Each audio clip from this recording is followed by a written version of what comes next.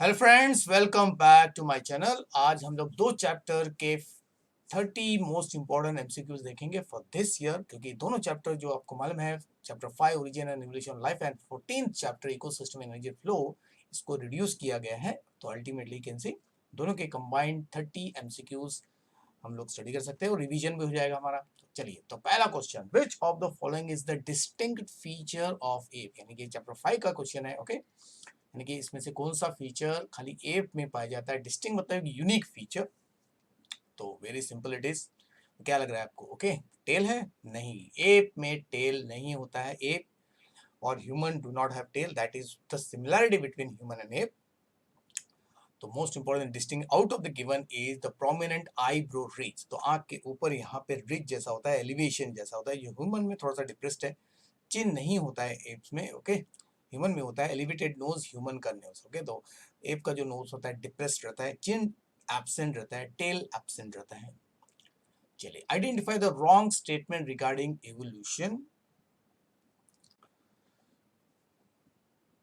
तो चार स्टेटमेंट आपके पास है। ओके, तो आपको मतलब इवोल्यूशन में दो टॉपिक्स है आपको, ह्यूमन इवोल्यूशन और साथ में एक ऐसी मॉडर्न सिंथेटिक थ्योरी है। ओके, तो ये मॉडर्न सिंथेटिक थ्योरी के अलग अलग एस्पेक्ट्स पे दिया हुआ है। तो what do you think, Darwin variation small and directional, mutation और नॉन रैंडम एंड डायरेक्शनल क्या हो सकता है?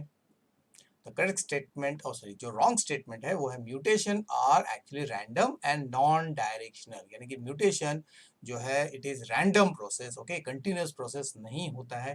लेकिन डार्विन के हिसाब से जो वेरिएशन होता है वो धीरे धीरे हर जनरेशन में आता जाता है, इसके लिए डायरेक्शनल है। जियोग्राफिकल आइसोलेशन, टोपोग्राफिकल बैरियर्स, मतलब रिवर हो गया, सी हो गया, कोई पॉन्ड तैयार हो जाता है जिससे पॉपुलेशन दो या दो से ज्यादा छोटे पॉपुलेशन में सेपरेट, उसको आइसोलेशन कहते हैं। Ethological is the reproductive isolation का एक टाइप है जिसमें रिप्रोडक्टिव बिहेवियर दो ग्रुप का चेंज हो जाता है, तो उसके वजह से स्पेसिएशन होता है। ओके,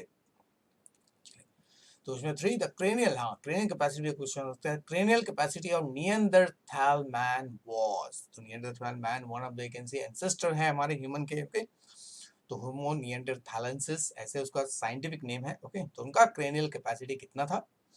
तो क्या लग रहा है आपको कितना था? तो आज का जो मॉडर्न मैन है ऑलमोस्ट मॉडर्न मैन जितना ही था। मॉडर्न मैन का है 1450, नियंडरथल मैन का है 1400 सीसी। तो सबसे पहला ह्यूमन जो एक्चुअल ह्यूमन डेवलप हुआ है होमो हैबिलिस, उनका था 600, होमो इरेक्टस का 940 के हिसाब से।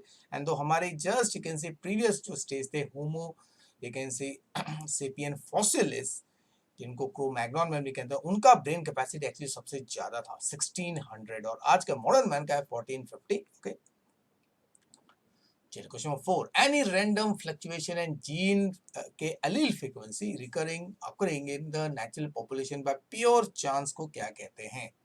तो अलील आपको मालूम है एक ही जीन के जितने फॉर्म्स होते हैं, ओके, उनको अलील्स कहते हैं। एक पॉपुलेशन में अलील का डिस्ट्रीब्यूशन होता है, डोमिनेंट अगर इंडिविजुअल ज्यादा है तो डोमिनेंट अलील ज्यादा होगा, रिसेसिव अलील कम होगा। ओके, लेकिन अगर इन्वायरमेंट चेंज हो गया तो हो सकता है रिसेसिव अलील ज्यादा फेवरेबल हो सकता है।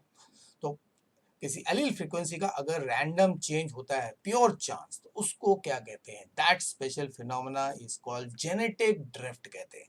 यानी कि जो अलील्स है, ओके, जो पहले सपोज एक डोमिनेंट अलील का पहले प्रोपोर्शन 3:1 था, बाद में 2:2 हो गया या 1:3 हो गया, इसका मतलब है ड्रिफ्ट आ गया है। ओके, इन पर्टिकुलर जीन के अलील्स में, उसको जेनेटिक ड्रिफ्ट कहते हैं। जेनेटिक पूल आपको मालूम है कि सारे जीन्स एक पर्टिकुलर पॉपुलेशन में जितने इंडिविजुअल्स हैं उन सारे के सारे इंडिविजुअल्स के जीन को मिला के जो पूल बनता है उसको जेनेटिक पूल कहते हैं, जीन पूल भी कहते हैं। जेनेटिक रिकॉम्बिनेशन जो मियोसिस में होता है because of the crossing over, जैसे न्यू कॉम्बिनेशन ऑफ जीन्स मिलते हैं गैमेट्स को। ओके, और इसी गैमेट के रिकॉम्बिनेशन की वजह से अल्टीमेटली क्या है, जो जाइगोट बनता है उसमें न्यू वैकेंसी कॉम्बिनेशन आते हैं। Gene flow is the migration of the gene from one population to another population. Okay, due to marriage, migration, meeting. चलिए, growth of new grasses and shrubs on a patch of forest burn down by forest fire को कौन सा type का vacancy process कहते हैं? तो ये आपका 14th चैप्टर का वैकेंसी है, इकोलॉजिकल सक्सेशन। तो एक ही टॉपिक आपका चैप्टर 14 में इस साल है, इकोलॉजिकल सक्सेशन। ओके, तो अगर कहीं पे फॉरेस्ट बर्न हो गया और वहां पे पूरा लाइफ एंड हो गया था और फिर से वहां पे जब नया ग्रास डेवलप होता है तो that is called ecological succession. बराबर है, लेकिन इकोलॉजिकल सक्सेशन में भी दो टाइप्स होते हैं, प्राइमरी एंड सेकेंडरी। तो ये सेकेंडरी सक्सेशन का टाइप है, तो इसके लिए secondary succession is more specific. हाँ, अगर सेकेंडरी सक्सेशन प्राइमरी सक्सेशन नहीं होते ये दोनों टर्म, तो इकोलॉजिकल सक्सेशन आपको लिखना पड़ता। ओके, तो क्लाइमेक्स कम्युनिटी किसको कहते हैं? तो कम्युनिटी जो एक पर्टिकुलर रीजन में सबसे लास्ट में जो स्टेबल कम्युनिटी बनता है at the end of the succession, उसको क्लाइमेक्स कम्युनिटी कहते हैं, जो जनरली मॉडिफाई नहीं होता है unless there is a drastic environmental what changes। चलो question 6, find the odd man out. Odd man के लिए हमको देखना पड़ेगा सारे टर्म्स। तो ये सब एप्स है। अभी एप्स में नेचुरली दो ग्रुप्स तैयार हुए ग्रेट एप्स में। ओके, जो आर्बोरियल एप्स रहते हैं, ओके, इसमें से एक आर्बोरियल एप है और बाकी के क्या है, नेचुरली जो पेड़ों पे भी रह सकते हैं और ग्रासलैंड पे भी रह सकते हैं। तो आर्बोरियल एप यहाँ पे स्मॉल साइज के एप है गिब्बन, और बाकी सब generally can see what large size apes रहते हैं, gorilla, chimpanzee and what orangutan. तो गिब्बन उसका जो ग्रुप है वो भी हाइलोपेटिडी, और gorilla, chimpanzee and orangutan it belongs to the group call आपका पोंगीडे को, पोंगीडे ग्रुप को बिलोंग करता है। तो इस तरह भी क्लासिफिकेशन कर सकते हैं हम लोग। चलिए नेक्स्ट क्वेश्चन आ रहा है आपका। ओके, फिर से चैप्टर 5 में से आ रहा है। The proportion of an allele in the gene frequency to the total number of alleles at a given locus, यानी कि एक पर्टिकुलर अलील का टोटल नंबर जो अलील्स में प्रोपोर्शन कितना है। ओके, यानी कि वही है आपका एक पर्टिकुलर जीन के जितने भी टाइप्स होते हैं, अलील्स होते हैं, उनका रिलेटिव प्रोपोर्शन। इनडायरेक्टली इसका मतलब क्या है, अभी हमने प्रीवियस सीक्वेंस स्लाइड में देखा। तो उसको क्या कहते हैं? उसको कहते हैं जीन फ्रीक्वेंसी। ओके, तो gene frequency the proportion of alleles of a particular gene। okay, in a given population, एक given population में Australopithecus, ये तो बहुत important you can see topic है। okay, which is the intermediate between ape and you can see man। Australopithecus को क्या कहते हैं? so you know Australopithecus is a connecting link between man and ape। तो naturally इसे B option से confuse नहीं होना है आपको। ओके, तो it is the man with the app brain. Okay, क्योंकि इसमें मैन और एप जो है दोनों के कैरेक्टरिस्टिक है। ओके, तो ब्रेन का जो साइज है वो एप जैसा है, लेकिन इरेक्ट पोस्चर है जस्ट लाइक मैन। इसको मैन विद एप ब्रेन कहते हैं। इसके लिए वो कनेक्टिंग लिंक भी माना जाता है between man and what app.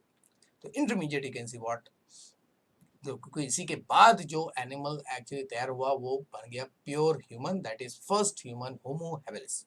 चलिए, the transfer of a part of chromosome और set of genes to a non homologous chromosome को क्या कहते हैं? यानी कि एक क्रोमोसोम का एक पार्ट अगर दूसरे क्रोमोसोम में ट्रांसफर हो गया, ओके, दूसरे के ऑल टुगेदर दूसरे, यानी कि फर्स्ट क्रोमोसोम का पार्ट सेकंड क्रोमोसोम में ट्रांसफर हो गया, तो इस प्रोसेस को क्या कहते हैं? इस प्रोसेस को, तो these are the you can see the different ways by which chromosome abnormality आता है, जिसको एबेरेशंस कहते हैं। ओके, तो डिलीशन मतलब लॉस हो जाना एक पूरा क्रोमोसोम या उसका पार्ट, डुप्लीकेशन मतलब पूरा क्रोमोसोम ऐड हो जाना या एक पार्ट ऐड हो जाना, इन्वर्जन मतलब पार्ट टूटता है और वापस जुड़ता है लेकिन उल्टा जुड़ता है, उसको इन्वर्जन कहते हैं। इन्वर्जन कहते हैं। तो यहाँ पे हो रहा है कि एक क्रोमोसोम का पार्ट किसी दूसरे क्रोमोसोम के साथ क्या है अटैच हो गया, तो उसको कहते हैं ट्रांसलोकेशन, यानी कि लोकेशन चेंज हो रहा है। ओके, तो ये सब मैंने अभी बताया, they are the types of chromosomal aberration. Okay, जिससे जेनेटिक वेरिएशन आता है। चलिए नेक्स्ट क्वेश्चन, आफ्टर लैंडस्लाइड। तो ऑलरेडी फिर से ये 14 चैप्टर में हम लोग पहुंच गए हैं जहाँ पे इकोलॉजिकल सक्सेशन की बात कर रहे हैं। तो लैंडस्लाइड होने के बाद, यानी कि कहीं पे भूस्खलन हुआ, जमीन पूरी तरह एक ऐसी बर्बाद हो गई, ओके, पहाड़ टूटा, तो वहां पे किस टाइप का सक्सेशन होगा आफ्टर लैंडस्लाइड? तो लैंडस्लाइड होने के बाद जो सक्सेशन होता है, ओके, क्योंकि लैंडस्लाइड अगर हुआ है कहीं पे जमीन में पहले से लाइफ था उधर, तो वहां पे फिर से लाइफ क्रिएट होता है, इसके लिए इसको सेकेंडरी सक्सेशन कहा जाएगा। ओके, क्योंकि लैंडस्लाइड के पहले किसी जगह पे पहले लाइफ होगा, तो वहां पे अगर नेचुरली सब पेड्स डिस्ट्रॉय हो गए, लाइफ डिस्ट्रॉय हो गए, तो फिर से वहां पे नया लैंड तैयार हो जाता, नया लाइफ तैयार हो जाता है, इसके लिए वो सेकेंडरी। ओके, चलिए next, match the column। okay, very good। so this is from the 5th chapter। तो प्रोसीमाए, पोंगिडे, मार्शोपियल एंड एंथ्रोपोइड, जो टेबल आपको एक चार्ट दिया हुआ है ह्यूमन एंसेस्टर का, तो उससे रिलेटेड ये है। ओके, तो इसमें भी सेम वही रूल अप्लाई करेंगे कि जिस टर्म का आपको परफेक्टली मालूम है कि उसका एग्जाम्पल कौन सा है। तो इसमें आपको क्या दिख रहा है? पोंगिडे, जो अभी मैंने डिस्कस किया, पोंगिडे मतलब apes, great apes, Pongidae is gorilla, इससे आप कर सकते हो। फिर प्रोसीमी, यू कैन से इससे ह्यूमन एवोल्यूशन स्टार्ट हुआ है, तो दैट टार्सियर्स। ओके, देन मार्सुपियल मतलब पाउच्ड एनिमल, उसका एग्जांपल है कंगारू, है ना। चलिए, एंथ्रोपोडिया इज बबून। ओके, तो देखिए अभी एंथ्रोपोडिया जो है, ओके, उसमें बबून भी आते हैं, उसमें आई कैन सी गोरिल्ला भी आता है। देखो एंथ्रोपोडी में बबून भी आता है, गोरिल्ला भी आता है, लेकिन gorilla is more specific to Pongidae. तो इसके लिए पोंगिडी के लिए आपके लिए क्या है, गोरिल्ला है, और एंथ्रोपोडी के अंदर आ जाएगा आपका बबून। ओके, तो करेक्ट आंसर इसकी वजह से है ऑप्शन नंबर 3, ए का 3, बी का आपका 4। ओके, तो इस तरह naturally you have to find the most you can see accurate relationship out of the given. Okay students, अब चलते हैं क्वेश्चन नंबर 12 पे। Gene frequency in a population remain constant due to. Okay, तो किस factor की वजह से एक पर्टिकुलर पॉपुलेशन का जीन फ्रीक्वेंसी चेंज नहीं होता है, मतलब पॉपुलेशन स्टेबल है। जीन फ्रीक्वेंसी अगर सेम है मतलब पॉपुलेशन स्टेबल है। ओके, उसमें चेंजेस नहीं हो रहा है, जेनेटिक वेरिएशन नहीं हो रहा है। और जीन फ्रीक्वेंसी अभी देखा, एक पर्टिकुलर अलील का अगर एग्जांपल लेंगे, एक पर्टिकुलर जीन अलील का अगर सपोज ए और बी दो अलील है, इनका प्रोपोर्शन 3:1 है, तो ये proportion remain same in population, इसका मतलब है पॉपुलेशन स्टेबल। तो आपके ऑप्शंस क्या है? तो non random mating. Okay, non random mating हो गया, म्यूटेशन हो गया, माइग्रेशन, तो ये 3 फैक्टर जो है they are responsible for changing the gene frequency.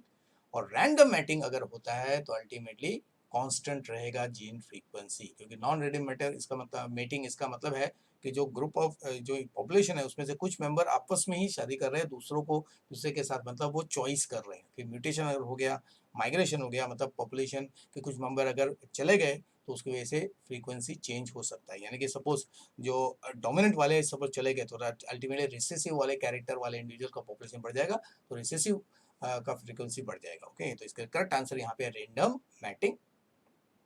Then give the term used to express a community in final stage of succession. तो कौन सा कम्युनिटी कहते हैं? तो अल्टीमेटली जो कम्युनिटी फाइनली तैयार होता है वो स्टेबल कम्युनिटी होता है। ओके, तो बहुत सारे फाइनल कम्युनिटी होता है जो जनरली डेवलप नहीं होता है अनलेस ड्रास्टिक कोई इन्वायरमेंटल डैमेज हो गया या डिस्ट्रक्शन हो गया। ओके, तो आउट ऑफ द फॉलोइंग, देखो एंड कम्युनिटी भी बोल सकते हैं उसको, फाइनल भी बोल सकते हैं, लेकिन उससे भी ज्यादा स्पेसिफिक है आपका क्लाइमेक्स कम्युनिटी। तो climax community is more specific. हाँ, क्लाइमेक्स वर्ड नहीं होता तो फिर आपका आंसर होता फिर फाइनल कम्युनिटी। ओके, चलिए question number 14, which of the following characteristic is not shown by apps. तो एप में ये कैरेक्टरिस्टिक नहीं होता है। ओके, सो एप में देखिए चिन इज एब्सेंट। ओके, ह्यूमन में चिन प्रेजेंट होता है। प्रोग्नेसिस फेस आगे की तरफ वी कैन सी पॉइंटेड रहता है। Fore limbs are longer than hind limbs, ये एप्स का ह्यूमन का एकदम अपोजिट है। तो टेल इज प्रेजेंट, नहीं, टेल शुड बी एब्सेंट, तो ये फीचर आपके एप में नहीं होता है। ओके, चलिए next, humans are most closely related to, यानी कि ह्यूमन का सबसे क्लोज रिश्तेदार को आपको मालूम है एप है। ओके, मंकी नहीं है, मंकी से एप डेवलप है, एप से ह्यूमन डेवलप है। मंकी में भी और यू कैन सी एप में एक्चुअली कौन सा टर्म होगा देखते हैं। तो देखिए, तो अभी इसमें एकदम क्लियर कट हो गया, मंकी है, टार्सियर, लेम्यूर है। तो टार्सियर सबसे ओल्ड है, टार्सियर से लेम्यूर, लेम्यूर से मंकी, मंकी से फिर एप्स, और एप्स में आपका है चिंपैंजी। यानी कि जितने भी एप्स है, गोरिल्ला, ओरंगुटान, गिब्बन, उसमें चिंपैंजी सबसे यू कैन सी क्लोज है। 98% genes of human and chimpanzee are found to be similar. Okay, तो सबसे जेनेटिकली चिंपैंजी, और अगर देखा जाए चिंपैंजी ह्यूमन की तरह लर्न कर सकता है, सबसे तेजी, वो साइकिल चला सकता है। ओके, तो हॉर्स राइसिंग कर सकता है, तो बहुत सारी चीजें एक्टिविटी जो ह्यूमन, कपड़े पहन सकता है, कुछ आपने देखा होगा बहुत सारे वीडियोस। ओके, चलिए, Ramapithecus was discovered in dash hill. तो हमने देखा है कि Ramapithecus, Rama because it was found in the hill, you can see cave, जहाँ पे श्री रामचंद्र जी जो है, ओके, इंडियन गॉड, उन्होंने संन्यास लिया था। ओके, चलिए, तो कौन सा हिल था? तो वेरी सिंपल है, तो इंडिया के ये सब हिल्स है, सह्याद्री है, माउंट आबू है, आपका एलोरा है, शिवालिक है। ओके, तो कौन सा हिल्स है? उत्तरांचल का आपका शिवालिक हिल्स में आपको रामापिथिकस के जो कंकाल्स हैं, ओके, यानी कि skeletons were discovered. Lichens taking root on the bare rocks are an example of, तो lichen आपको मालूम है it is a pioneer of the succession in the dry, you can see what, environment। फिर lichens किसका example है? तो lichen is example of pioneer community. तो सबसे पहले नेचर किसी भी ड्राई इन्वायरमेंट में लाइकेन आके ग्रो करते हैं, वहां पे जैसे रॉक हो गया, न्यूली कूल्ड लावा रॉक बना है, तो उस पर वो ग्रो करके सॉइल तैयार करते हैं, पेडोजेनेसिस कहते हैं उसको। उसके बाद में फिर दूसरे प्लांट, ब्रायोफाइटा, टेरिडोफाइटा आते हैं, ग्रास आते हैं, शॉर्ट ग्रास, उसके बाद में वहां पे फाइनली क्लाइमेक्स कम्युनिटी तैयार हो जाता है। इंटरब्रीडिंग पॉपुलेशन को कौन सा पॉपुलेशन कहते हैं? तो the group of individuals living in particular area आपस में इंटीग्रेट कर रहे हैं तो उसको कहते हैं मेंडेलियन पॉपुलेशन। ओके, तो बी केयरफुल। तो मेरे पॉपुलेशन ब्रीड ट्रू। ओके, यानी कि ये सारे इंडिविजुअल जो होंगे they will look you can see very much similar to themselves, उसको मेंडेलियन पॉपुलेशन कहते हैं। चलिए question 19, which of the following is post zygotic isolating mechanism? तो पॉइंट में रिप्रोडक्टिव आइसोलेशन में दो मैकेनिज्म है, यानी कि पहले तो जाइगोट ही बनने नहीं देते हैं, अगर जाइगोट बन गया उसके बाद में अगर रिप्रोडक्शन को स्टॉप किया जाता है तो उसको पोस्ट जाइगोटिक एकेंसी मैकेनिज्म कहते हैं। तो टारगेट है कि ये दो पॉपुलेशन जो है उनके बीच में रिप्रोडक्शन सक्सेसफुल नहीं होना चाहिए, तो या तो जाइगोट ही नहीं बने, अगर जाइगोट बन गया तो नेचुरली जाइगोट सक्सेसफुली डेवलप नहीं होना चाहिए, तो उसको पोस्ट जाइगोटिक आइसोलेटिंग मैकेनिज्म कहते हैं। ओके, यानी कि जाइगोट बनने के पहले प्री जाइगोटिक, जाइगोट बनने के बाद पोस्ट जाइगोटिक। तो इसमें देखिए कौन सा है, हैबिटेट आइसोलेशन, मतलब दोनों जो कम्युनिटी है या ग्रुप है उनका हैबिटेट ही अलग है रिप्रोडक्शन का, तो नहीं होगा। इथोलॉजिकल बिहेवियर अलग है तो नहीं होगा रिप्रोडक्शन। सीजनल मतलब दोनों का सीजन अलग है, उसमें नहीं होगा। तो हाइब्रिड स्टेरिलिटी, यानी कि हाइब्रिड अगर बन गया, हाइब्रिड बना मतलब जाइगोट फर्टिलाइज हुआ, डेवलप हुआ, लेकिन हाइब्रिड जो है वो रिप्रोडक्टिवली एक्टिव नहीं रहेगा, स्टेरल रहेगा। ओके, तो this is post zygotic isolating mechanism. फिर identify the moth marked with the arrow. तो यहाँ पे दो मॉथ्स आपको मालूम है, grey moth and you can see what, black moth. Okay, जो आपके यूरोप में पाए जाते हैं। तो ये जो मॉथ आपको पॉइंटर से दे रहे, येलो पॉइंटर, ये कौन सा वाला मॉथ है? तो it is you can C dark moth या ब्लैक मॉथ बोलते हैं उसको। तो ब्लैक मॉथ का फुल नेम क्या है? बिस्टन वॉट, बिस्टन वॉट। तो बी वेरी केयरफुल। ओके, तो बिस्टन कार्बोनेरिया। ओके, तो आपको कार्बोनीफेरा वर्ड से कंफ्यूजन हो सकता है। Betularia is the grey moth and carbon मतलब वो ब्लैकिश दिखता है, इसके लिए carbonaria. Okay,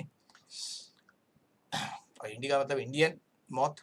all types of ecological succession whether on land और ऑन वाटर ऑलवेज रीचेस। तो कोई भी सक्सेशन अगर होता है लैंड में नहीं तो वाटर में, तो फाइनली वो कौन से स्टेज में रीच करता है?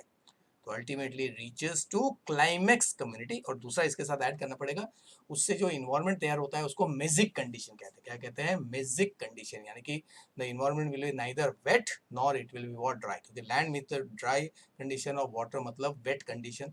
तो फाइनल कंडीशन जो अगर यहाँ पे ऐसा होता है कि कंडीशन कौन सा होता है तो वो मेजिक कंडीशन वैकेंसी रहता है। ओके, चलिए next, primary succession is always dash. अब ये कंपैरिजन है क्या है, उसके लिए हमें ऑप्शंस देखना पड़ेगा। Same as secondary succession, slower, faster, random then.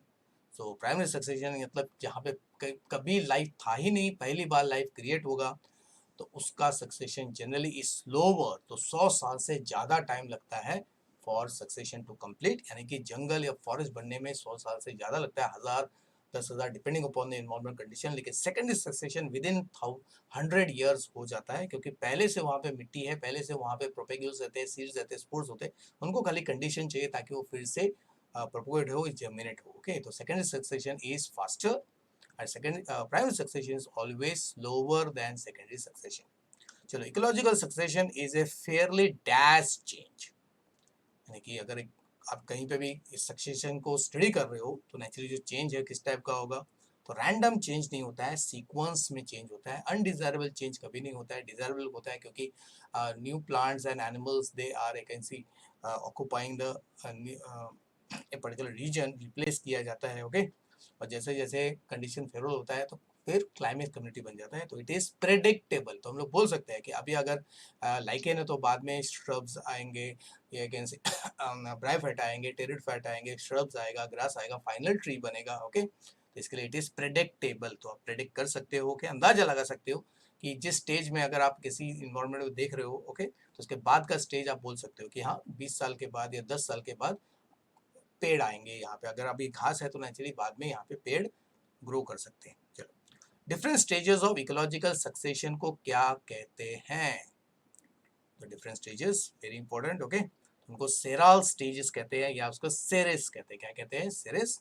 यहाँ पे सेरल स्टेज लिखा हुआ, पायनियर मतलब फर्स्ट सेरल स्टेज, क्लाइमेक्स हो गया लास्ट सेरल स्टेज। तो यहाँ पे देखिए अलग अलग क्वेश्चन जनरेट किया जा सकता है। जीन पूल आपको मतलब collection of all genes of all individuals of a particular population.